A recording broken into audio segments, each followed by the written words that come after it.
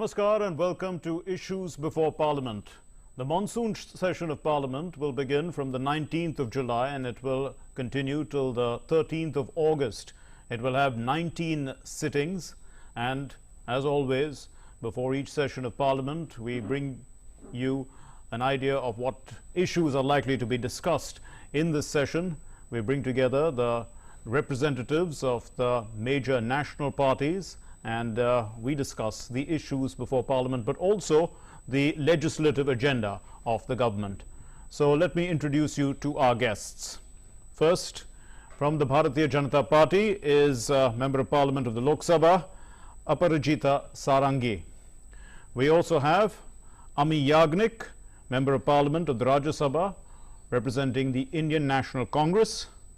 We will also be joined by Binoy Viswam, Member of Parliament Rajya Sabha and National Secretary of the Communist Party of India, Dr. Seema Malik, spokesperson of the Nationalist Congress Party, and Dr. Kakoli Ghosh Dastidar, Member of Parliament of the Lok Sabha of the All India Trinamool Congress.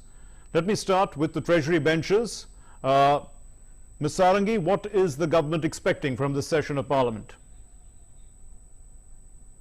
I would say that we are looking forward to having a very good discussion on various issues, and we will all be working together irrespective of political lines towards a very smooth and peaceful Parliament session, very productive Parliament session, a Parliament session in which we get very constructive suggestions, and a Parliament session wherein the opposition parties would prove that they are responsible enough to support the government on issues on which they ought to support, which are in the interest of the nation.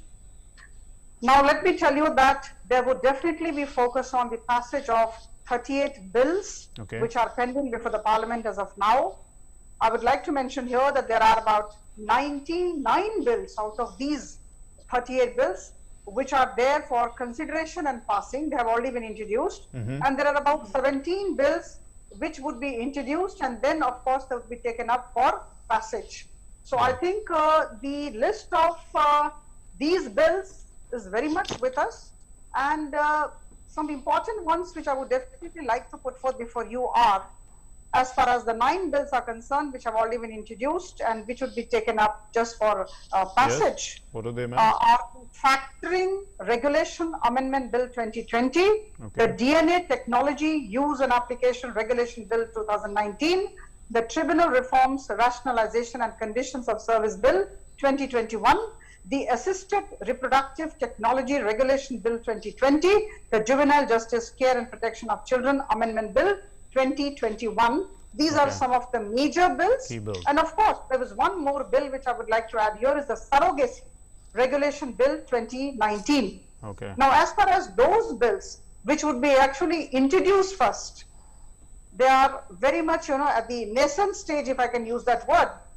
Some of the bills are the Insolvency and Bankruptcy Code Amendment Bill 2021, the Pension Fund Regulatory and Development Authority Amendment Bill 2021, and one more, the Central Universities Amendment Bill 2021. So, list of 9 bills, as I told you earlier, I would reiterate, they would be taken up for consideration and passage, and about 17 bills are there which would be taken up for introduction first. Now, apart from these, some of the BJP MPs are expected to introduce private members' bills on population control and uniform civil code. Some of the members of the Bharatiya Janata Party have already expressed their interest in doing so. So I think this is what we would be focusing on. We expect that the opposition would behave very responsibly, would cooperate with the Treasury benches, and would help us in the passage of these bills. It must be accepted, or rather acknowledged, that we are at the brink of third wave of corona, and we are still kind of in the grip of the last stage of second wave of corona.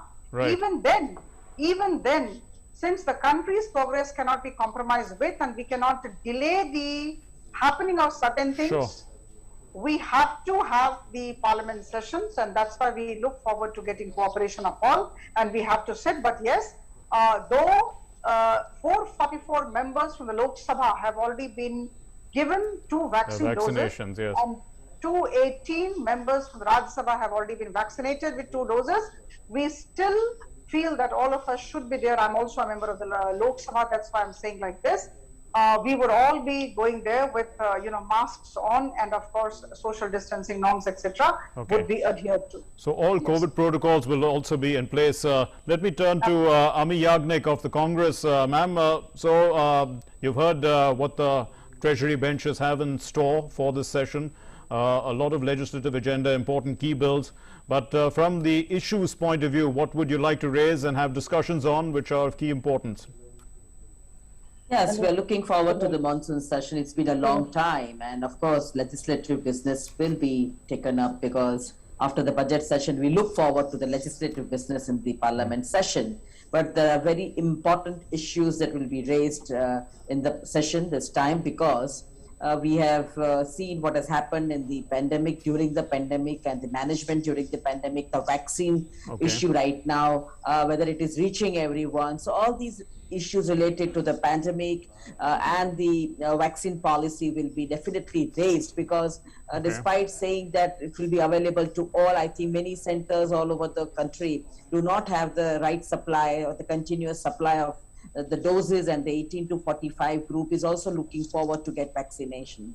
The second issue, of course, is the economy, which is absolutely in doldrums. So these issues will be raised regarding what you have, what the Treasury benches or what the government is to say about the pulling up the economy and bringing it back to normalcy. So that is another issue, I think a very key issue. But very important is the petrol hike and the oil prices, which is affecting everybody in the country. And so we will be demanding a proper explanation on what is the policy of the government on these issues. Apart from all this, well, there will be, of course, as we know that we are expecting some kind of, or not expecting, the third wave, we should be prepared. And so these are main issues which will be taken up, apart from the farmers' issues and the rest of many issues. Okay. Binoy Viswam, what would the Communist Party of India be raising in this session? The Communist Party of India, along with like-minded parties of the left and democratic forces, would like to raise the issues of the people. And those issues of the people of the nation are blatantly violated and blatantly ignored by the government of the day. My good friend from the BJP was telling repeatedly about responsible approaches. We understand the meaning of that page. Yes, we are responsible. And we expect the government also should be responsible to the parliaments, the people as a whole. But sorry to say, all along the rule of the BJP, that responsibility to the parliaments and to the people are grossly violated. BJP has concern only for their own class interests, which is the interest of the rich, the super rich, of the religious fundamentalists, not of the faithful of religions. Thus, a government which is having an agenda which is focused on their own narrow-minded politics, an ideology which is so dark and so anti-people, which is trying to impose their interests of greed and exploitation on the people. Mr. Vishwam, you're making a lot of statements, but you're not actually, putting in any facts. These are all just sweeping statements without facts. Yes. Let me tell you the facts. Hello. Yes, sir. Go ahead. I come to the facts. The Asim Premji University recently made a study, and that study say that 15 million jobless happened in this country in May this year. 21 May, 15 million. And we are living in a country where 1/3 of the population are malnourished of the world. The total world malnourished people, 1/3 of them lives in India. Again, 7.3%, the economy has sunk in India. Then you take from me, 230 million wages were lost. Now they live less than $5 per day. And you're basing this data is from where, sir? This mainly from the Asim Premji University Studies and the CMIE studies. All right. It's open. It's known to everybody. Not a secret for me or for the Communist Party. Okay, let me move on. We understand the core issues that you're raising. Obviously, they are the issues of the poorer sections of society, about issues of the people, as you have mentioned. Right. We'll come back to more issues, but we need to get other people also to talk. So let me bring in Dr. Seema Malik at this point in time. What would the NCP be raising, ma'am?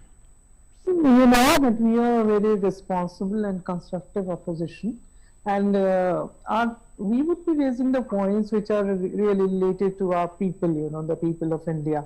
Instead of going, I won't talk very hi-fi or something. Everybody has seen that how in the pandemic, how there was a mismanagement, how there was a shortage of the oxygen and the medicines, there were no beds. And now we would like to know that what the government is, doing is for the preparation of the third wave, which is, which is predicted by the ICMR and IIT people and everyone. Then very shortly, I'll like to enumerate that what we would be talking about. We would like to talk about the unemployment, though we'll try to write about the economic thing. I'm just telling you the points, and we can elaborate the economic plight, which is what the left parties are also raising. Yeah, the petrol and diesel hike, everybody knows that, and the price rise. Yeah, these are the basic issues which everyone would like to raise. Then the farmers' agitation. We have never seen agitation like this. The people are sitting outside from 7 months, and our government is calling them they are terrorists and they are the Pakistanis. Like, we have to sit with them and we have to solve their problem. It's something like this. So the issues more or less remain the same as what you're actually discussing. Also, like the UAPA and all the way, you have seen the Supreme Court observation on this. They have given a verdict recently. So the way the people are taken to jail, all those things. Then yes, Dr. Malik, we'll come back to some of these issues, but let me bring in Dr. Dastidar now from the Trinamool Congress. Ma'am, what would the AITC be raising? I mean, over and above these issues, is anything different or particular to West Bengal, perhaps? You see, we are a very responsible opposition, and the total mismanagement of the pandemic situation and vaccination will definitely be raised, but also we are interested and we are going to raise for the reintroduction of the Women's Reservation Bill in the Lok Sabha, which has been pending since 2011. Because it is the population of women is nearly 50%, but nobody thinks about the women development issues. And just to get brownie points in the social media, some women members are inducted in the cabinet, but they are never given important portfolios like, say, heavy industry or railways or maybe home ministry. And that is why it is the only party, Trinamool Congress, who has fielded more than 41% members they have got in the Lok Sabha and 36% in the Rajya Sabha, in comparison to Bharatiya Janata Party, who got about 14% in Lok Sabha and 11% in Rajya Sabha. And this has been lying low for so many years now. This has to be taken up, because in Bengal there is 50% reservation of women in all local bodies. So the respect of women and the importance of the women population must be brought forward. We are going to raise this issue. We've got package support from other parties, other opposition parties, and we've got backing on this particular issue significantly from the BJD and the Honorable Chief Minister of Odisha, Mr. Naveen Patnaik, also. So these are the 3-4. Let me go back. Let me go back to the Treasury benches then and take some of these issues up with Ms. Sarangi. Ma'am, let's start with the alleged COVID mismanagement. That's what has been addressed by quite a few parties. How does the government respond? Whatever issues were raised had been anticipated by me. I was hearing very patiently, and whatever I had listed out, I think not one issue was out of this list. There were 5 issues that I had listed. I would just read out the list. One was, of course, economy. And when I talk of economy, obviously unemployment would be linked to the economy. Number 2, of course, corona handling, the question that you have asked now. I will definitely like to respond to that. Number 3 is petrol hike, would definitely be discussed. And number 4 is overall preparation for the 3rd wave. We are all on the brink of the 3rd wave of corona. Number 5 would be farmers' issues. Yes. And Madam Dastidar has mentioned about the women's issues. Reservation I think issue, yes. this I had not thought of. So that's the 6th issue. However, let me tell her that Madam Nirmala Sitharaman was defense minister and now she is the finance minister. So the so-called, within quotes, male portfolios are not just, reserved for males. I mean, I think women are also given due importance by the Bharatiya Janata Party. This is one part. Now, as far as the COVID handling is concerned, see, let me tell you that we handled the first wave of corona extremely well with support from all. Now, as far as the second wave was concerned, we knew the second wave was coming, but we did not know that the second wave would be so disastrous. So, for that matter, whatever the medical infrastructure that we had could not cater to the need of such a huge number of cases.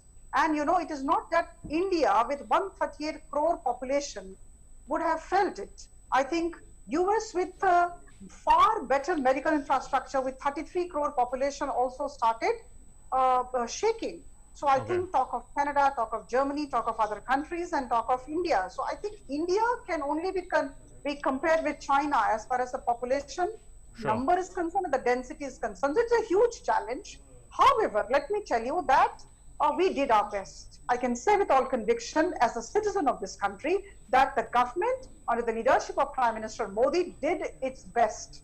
We could not have done better than this. And the best part was we worked with all the states. We believe in cooperative federalism. We give due importance to all the states. We do not see which state is governed by which political party. All are same. Every person of the country is important to us. Every life is important to us. And that's how the government has behaved. Now, let me tell you, as far as the oxygen supply is concerned, I'll give you certain figures. I wish I had more time. I would have rattling off figures one after the other. Sure. I'm also the spokesperson of the Bharatiya Janata Party, so I can say with all conviction at my command that on 10th of February this year, we had only 5,600 metric ton of oxygen. Okay. And thereafter, of course, I understand, I acknowledge, there was complete disorder in the country, especially in Delhi at that point of time, because we did not know there'd be too many cases, so many number of cases. And the way the ramping up of oxygen was done, in 2-3 months' time, we were at 9,524 metric ton oxygen per day. So I think as far as vaccines is concerned, we are all well aware of the fact that we have done our best. Whatever we could do, indigenous vaccines, in my 9 months, this particular government could actually place 2 vaccines before the nation. That is incredible achievement. And we must acknowledge, please don't oppose just for the sake of opposing. And thereafter, we try to kind of, talk to all the possible agencies, firms, companies within India and abroad. And what's the situation now? We are very let me bring in Ami Yagnik before into the discussion now. You had talked about the vaccinations, ma'am, but clearly, I mean, as Ms. Sarangi has been saying, the way the wave came down from the early May in early June, it was within 1 month the second wave was almost had come down completely, and we see that the Delta wave in other countries is causing significant concern, even though they have vaccinations there. But and the government has ramped up vaccinations in a calibrated manner as well. So, I mean, what more do you expect from the government? Well, it's very nice to hear about numbers and what efforts were made, and then the oxygen reached in time and the tons of oxygen quantity. Well, everything is fine, the numbers and the thing, but the actual reality on the ground is something very different, and that is why these issues will be raised again and again. And they will be the government will have to say how the doses are reaching, because if you look across the states, well, in my state, most of the centers are closed. There is no vaccine supply, and we may not go on saying that it is handled very well, because India was at the top, is #1 in supplying vaccination to the whole world. Okay. And today we are in a situation where the rest of the countries have already gone with the 2 doses, and we are still in the process of manufacturing, how to change the patent and how to bring more companies, and which government companies, and whether the states should manufacture or state put orders, but the central government should take it. Well, it is finally every citizen of the country should get vaccination, and that is what we are going to raise the issue, definitely. Sure. And but before I bring in Mr. Viswam, let me turn back to Ms. Sarangi, because Mr. Viswam had raised the issues of malnourishment and certain key economic issues. Could you just respond so that he can respond to you after that? We need to open up the economy. That's the only answer. Now, fortunately, things are coming under control. We are in grip of the situation, and things are opening up. Most of the states have come forward, and they are unlocking their states in a very graded, I would say, phased manner. And once the economy is open, I think things would considerably improve. I would just request you all to recall the phase January, February, March 21, just the last quarter of the last financial year. And at that point of time, we had opened the economy, and there was a surge in the GDP growth rate. We all remember that. And then suddenly there was clamping up, there was closing down, and again we got down. So I think right now our focus is the opening up of the economy, #1. #2, 20 lakh crore rupees, 20 lakh crore Atmanirbhar package was given last year in different phases. Now, let me tell you, the time has come. Once the economy is open, the implementation of schemes would take place. Ultimately, we have to work on the ground. We were not able to work on the ground. And I can say with all confidence that the way, whole of government approach is our approach. All the departments, all the ministries are working in tandem. And the only focus is rather upgrading, I would say improving the situation as far as the economy is concerned. So I think things will Let me turn to Mr. Viswam then and get his comments on this subject. Mr. Viswam, the whole of government approach is what Ms. Sarangi says. No, it's very nice to hear her, especially about the opening up of the economy. What happened after the opening up of the economy? What happened to the poor? Our figures are telling the nation. It was 298 million people who were living less than $5 per day in 2000 March. No, in 2020 March. 2020 March. In October, it became 529 million. And they can claim because of the opening up.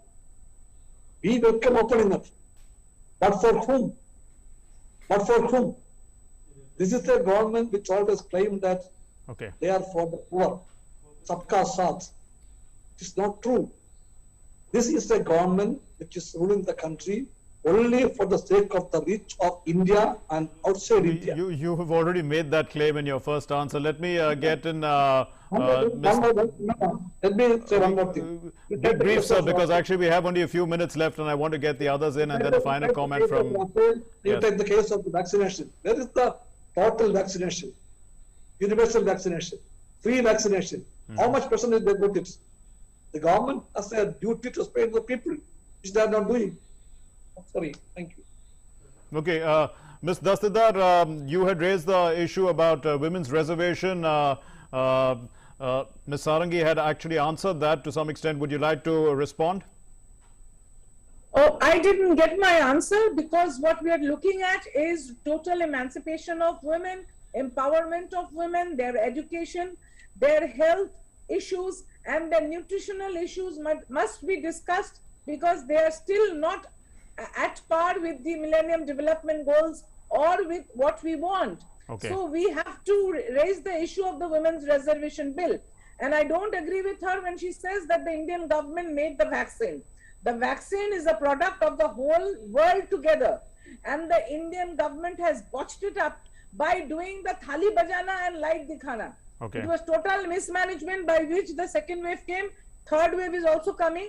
Here we are at the second vaccination for only 4% people. All right. We have not reached 25%. Unless we do that, more people will die. There are not enough ventilators. I'm told that we have very little time, so let me get in Dr. Malik, your final comments. Dr. Malik, what do you expect from this session of Parliament? See, I told you that I really want that the people from the ground, you know, they should get this thing, you know. I just want to talk about the people of India, the vaccination, their vaccination policy, and you know, it's not clear that way. They say that if you need you want more clarity from the government, and that's what you're going to ask in Parliament. You want discussions on these issues. 35 lakhs is not going to work. You're not going to. You said that you are going to give us, you know, complete vaccine. The whole India will be completely vaccinated till December. But yes. A final word from you, Ms. Sarangi. You know, you've heard everyone. You're expecting, they all said responsible opposition, responsible government as well as what they are asking. So you are hoping that, you know, you had a list of 30 plus bills that have to be passed. 17 will be new. All this is you know, you're expecting a very hectic and a productive session of Parliament. Can I say that? Absolutely. The government of Prime Minister Modi is both sensitive, responsive, and we are also very transparent. We are ready for any kind of discussion on whatever. I think we would love to answer all the questions, and it would be all very transparent. I would just make an appeal on behalf of the Bharatiya Janata Party and the central government that all the opposition parties should come together and talk about the country's progress, nothing more, nothing less. Let's join hands and work together, and let's have a very productive session of the Parliament. We'll leave it there. Thank you very much, all of you, for joining us on this very interesting discussion, and we can see what we can expect from this monsoon session of Parliament. Thanks very much for being with us. And with that, we conclude the issues before Parliament. The monsoon session, as we said, will start from the 19th of July and it ends on the 13th of August. There'll be 19 sessions, and the government has more than 30 bills to pass in this session to get government business running. Thanks for being with us. Namaskar.